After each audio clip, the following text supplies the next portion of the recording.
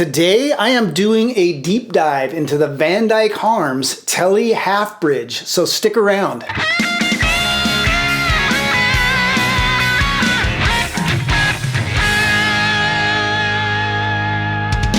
Hey everybody, it is Aaron at Warmoth, and in a recent video I built this dinky caster, and as promised in that video, I am back to do a full in-depth review of the Dyke-Harms Tele half bridge. And I'm just gonna come right out and say it. If you know anything about these bridges, they are expensive.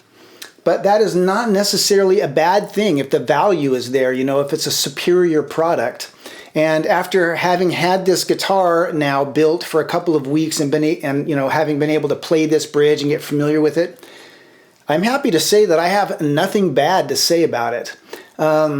My first impressions when I got it, without a doubt, my first impression was it was heavy. It's a heavy bridge. It is definitely heavier, thicker and heavier than the traditional, stamped style Fender Tele bridge. It is definitely not that. It's a substantial bridge. And the other first impression is that it was very Japanese. And let me explain that. It's not a Japanese-made product, but just like the ethos of it is very Japanese. And by that I mean, like, one of my favorite things about the Japanese culture is that people often take such pride in their work that no matter how mundane it is, they turn it into art. Folding paper becomes art, or preparing fish becomes art, or making a knife becomes art, or, writing letters becomes an art.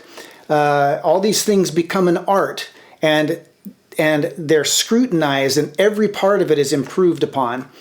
And that is how I feel about this Van Dyke bridge. There's just so many little things that they've examined under a microscope and said, how can we make that better? And first of all, the bridge plate itself that I said was so heavy, it is CNC routed from a billet of solid stainless steel, and then it's sandblasted down in the recesses, which just gives it a nice look.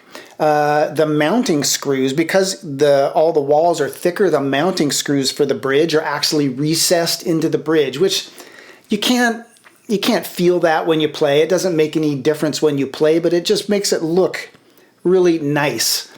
But even more important than that, the adjustment screws from the saddles are also recessed into the saddles. Well, first of all, they're huge. Like compared to traditional Fender saddle adjustment screws, the ones on the Dyke-Harms bridge are huge. They're massive, but they don't stick through the top. You just have a sort of a half-blind a hole there that's just big enough for an Allen wrench to fit into, and you can adjust the adjustment screws, but they never stick out. They never protrude out the top to bother the side of your hand.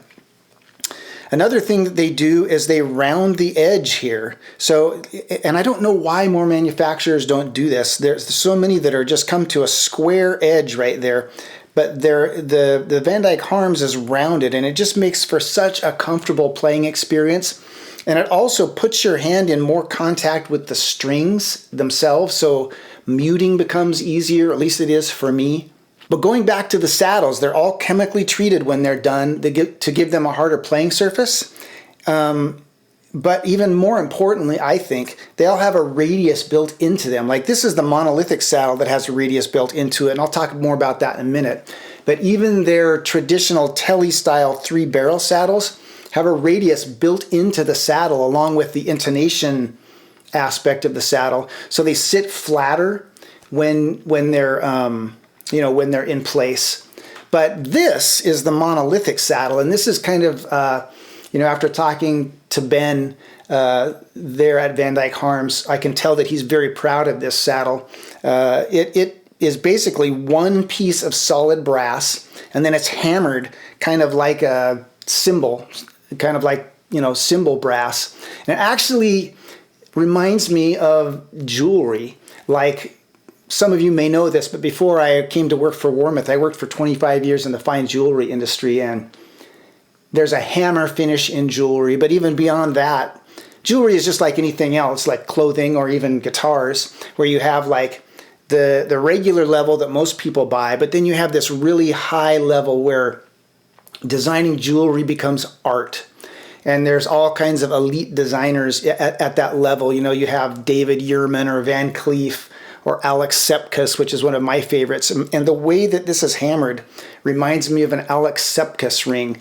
They have this really fine hammering on them. But anyway, this solid piece of brass comes with 4 adjustment screws, and it really only needs 2. You know, you really only need the outside 2, but the inside 2, according to Van Dyke-Harms, can be either adjusted down to touch the surface of the bridge or just left suspended in the air, and depending on how you adjust them can have a change in the tone. And same with this middle screw. This middle screw can either be adjusted all the way back to actually touch the end of the bridge, or it can just be left free floating. And again, according to Ben at Van Dyke-Harms, it has an effect on the tone. And I can tell you, well, first of all, they were gracious enough to send me all the saddle options along with the bridge to try out. So that's what I'm going to do today. I'm going to try all these various options with the the inner adjustment screws down, with this screw against the end of the bridge. I'm also going to try their standard or more traditional Tele style saddles. I'm going to try them all, and we're going to see if we can hear any of these differences. But I have to say, I kind of don't want to because I like this so much. It is a fantastic bridge. If you saw the video where I built this guitar has more natural sustain than any other guitar I've ever played. And I think this bridge has a lot to do with it. And so I am loath to change what's already working, but in the name of science, I'm going to. We're going to run through all of these saddles today. But I don't know. It's going to take a lot to get me to abandon this. We'll see. So here we go.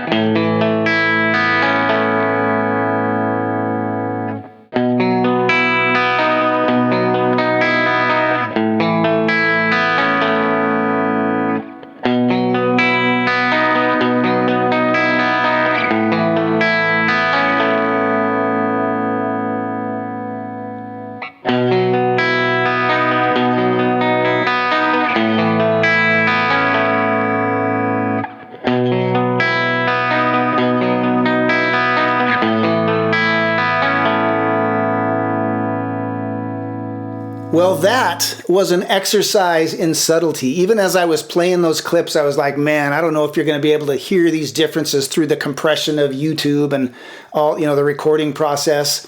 I could feel the difference. I could sense the differences, but they were very subtle. The biggest difference by far was between the monolithic saddles and the traditional Tele style saddles. That I could hear even on the clips. But all the variations with the monolithic bridge, with the height adjustment screws down or not, and with this middle screw back touching the bridge or not, I couldn't hear those in the clips, but I could sense them. And the variation that I liked best was with all 4 height adjustment screws touching the base plate, but this middle screw not touching. That was the variation that I liked best. As soon as that middle screw was touching, there was just something I didn't like as much, and it's hard to quantify. And like all these variations are so subtle that you just have to play it and feel it for yourself and decide what you think is best. And honestly, they're so subtle that they almost don't matter. What matters the most is the bridge as a whole. Like, I definitely felt more sustain with the monolithic bridge than the traditional Tele saddles. Like, without a doubt, more sustain, more bass, and it just kind of confirms what I sensed in that last video that I did, that this bridge is a big reason for that extra sustain, particularly the monolithic saddles. Once I put the Tele saddles on, it just was more like a Tele. It was less bass, a little more snappy, and which isn't to say that I won't swap them out again at some point in the future, because I just like to tinker and try different things. But yeah, and as far as the bridge as a whole, is it worth the extra money? I say yes. Like, I think that this is a dramatic improvement. If for no other reason than the recessed height adjustment screws, those recessed grub screws, it's just like, once you play it, it's so obvious. Like, why wasn't this done forever ago? It's so much more comfortable. It looks so much better. I would upgrade for that reason alone, to be honest, not to mention the sustain, and as far as the monolithic bridge, I am really glad that there are still people out there who are pushing things, who are trying new things. The guitar world gets stuck in these ruts, and we think that, like, that's a Tele bridge and that's the only way it can be because that's the way it's always been. And I love the fact that Dyke-Harms and others are still pushing the envelope, trying new things, looking at all these small aspects and saying, how can we improve that? How can we make that better? And I think they've succeeded with this bridge to the point where, honestly, I'm thinking about upgrading that hybrid Strat back there to this bridge, just because I like it so much better. So, of course, it's not going to be for everybody. There are a lot of Tele players who like the Tele the way it is, and that's fine. That's fine. For people who want more bass, more sustain, and just those extra comfort enhancements, the rounded sides, the hidden grub screws, then Dyke-Harms bridge is definitely worth a try. I've been racking my brain for, like, what negative thing can I say about this bridge so I don't sound like such a fanboy? And the only thing that I can think of is that if you're comparing the monolithic saddle to the traditional saddles, you have less control of the intonation with this because you can't adjust, string pairs independently of each other. So that would be something in favor of the more traditional style saddles. But man, I really, like I said already, I really like the sound of this a lot. And that's my takeaway. I would like to know what you heard. Were you able to hear a difference in those clips? I definitely could hear a difference between the monolithic and the traditional. But could you hear a difference in the others? Let me know in the comments. If you want to know more about this Dyke-Harms Tele half bridge or any of the other bridges or stuff that they offer, I'll put a link in the description so that you can go to their site and explore all that stuff. Of course, go to the website, Warmoth website, if you want to know more about the Dinkycaster body, the Seymour Duncan Hot P-90s, or the Warhead guitar neck that we offer. And by the way, I would love to hear suggestions for Noiseless P-90s. I love the P-90 sound, don't love the noise. It seems like the best options out there for noiseless P-90s are Fralins or Mojo Tone. Do you have any others that you would suggest? They're expensive to try, so I would love to hear your experiences with those too. Anyways, if you have more questions on any of this Warmoth stuff, make sure to go to our website. If you still have questions, give our customer service reps a call. And until next time, keep on picking.